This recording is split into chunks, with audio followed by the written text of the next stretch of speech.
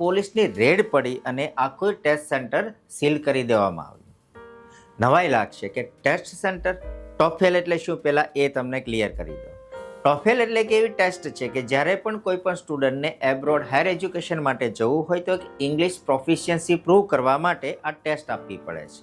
ઘણી બધી છે, જેમ કે ટોફેલ છે, આઇલ્સ છે, પીટીઈ છે, સેલ્પીપ છે, ડ્યુઓલિંગો, આમ ઘણી બધી ઇંગ્લિશની ટેસ્ટ છે। એમાંની આ ટોફેલ ટેસ્ટ સેન્ટર પર પોલીસની રેડ પડે છે અને ત્યાં જે સેટિંગ થતું એનો ભાંડો ફૂટી જાય છે।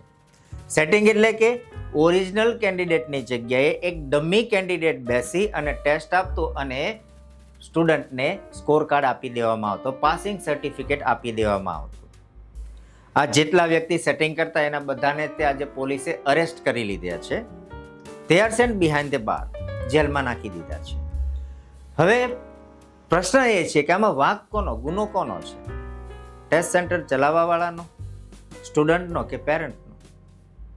મારા ખ્યાલે તો સ્ટુડન્ટ છે, કારણ જેમને એબ્રોડ જઈ અને હાયર એજ્યુકેશન લેવું છે તો અહીંયાથી પહેલા જ પગથિયે સેટિંગ, ઇંગ્લિશની ટેસ્ટ છે, સ્ટુડન્ટ જાય છે ક્યાં તો ઇંગ્લિશ સ્પીકિંગ કન્ટ્રીમાં જઈ રહ્યો છે કે જ્યાં દરેક લોકો ઇંગ્લિશ જ બોલે છે। જોબમાં જશે, ઇંગ્લિશ કમ્યુનિકેશન છે, એમનું સ્ટડી પણ ઇંગ્લિશમાં જ થશે, ત્યાં આપણી ગુજરાતી તો નથી।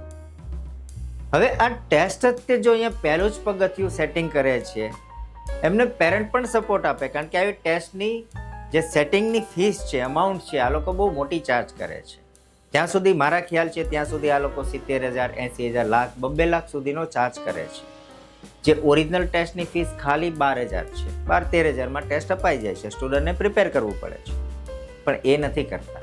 શોર્ટકટ, ગુજરાતી છીએ ને, હંમેશા શોર્ટકટમાં માનીએ છીએ, પણ આ શોર્ટકટ તમારું ભવિષ્ય 100% બગાડશે। શા માટે? આ ખાસ પેરેન્ટ્સ માટે છે કે સાંભળો, તમારા સ્ટુડન્ટ પાછળ, તમારા બાળક પાછળ તમે 15-15, 20-20, 25-25 લાખ રૂપિયા ખર્ચો છો, એમની યુનિવર્સિટીની ફીસ ભી કરો છો, પણ સ્ટુડન્ટ જ અહીંયાથી કેપેબલ નથી, જશે શું કરશે? શું પાસ કરશે?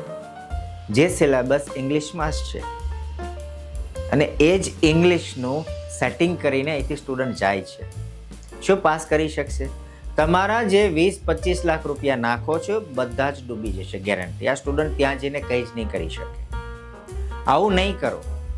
ભવિષ્ય જો બનાવવું હોય, તમે હકીકત, આ દરેક સ્ટુડન્ટ અને પેરેન્ટ્સ એમને પણ કહું છું કે તમે જો હકીકત સિરિયસ છો તમારા ફ્યુચર માટે કે એબ્રોડમાં જઈ સેટલ થવું છે, સારી જોબ કરવી છે, ફેમિલીને પછી બોલાવવું છે ને ત્યાં કાયમ માટે વસવાટ કરવો છે, સીધો સાદો રસ્તો છે કે ભાઈ સ્ટેપ્સ જે છે એને પ્રોપર ફોલો કરો। પહેલું તો ઇંગ્લિશ શીખો, નથી આવડતું તો શીખો, કોચિંગ ઇન્સ્ટિટ્યૂટ બહુ બધા જ છે, ઘરે મહેનત કરો, ઓનલાઈન રિસોર્સિસ છે, મારી પણ યુટ્યુબ ચેનલ છે, જો તમારે જોતી હોય તો નીચે કોમેન્ટ કરજો, તમને લિંક મોકલી આપીશ।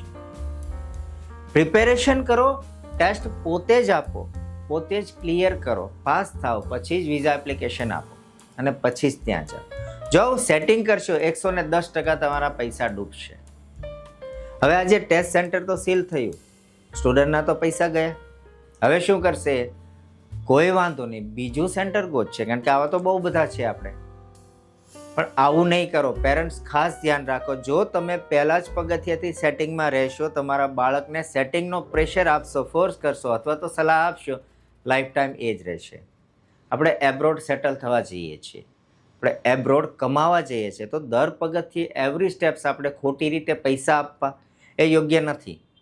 દરેક પેરેન્ટ્સને ખાસ સલાહ છે કે તમારા બાળકોને પહેલાં અહીંયા પ્રિપેરેશન કરાવો, એમની સ્કિલ પ્રોપર ઇમ્પ્રૂવ કરાવો, લેંગ્વિસ્ટિક એબિલિટી હોય અથવા તો ત્યાં સેટલ થવાની કોઈ પણ સ્કિલ હોય, એ બધી સ્કિલ પહેલાં અહીંયા શીખવાડો અને પછી જ એમને મોકલો, અને તો જ તમારા ફેમિલીના જે કંઈ સપના છે પૂરા થશે, બાકી પૂરા નહીં થાય।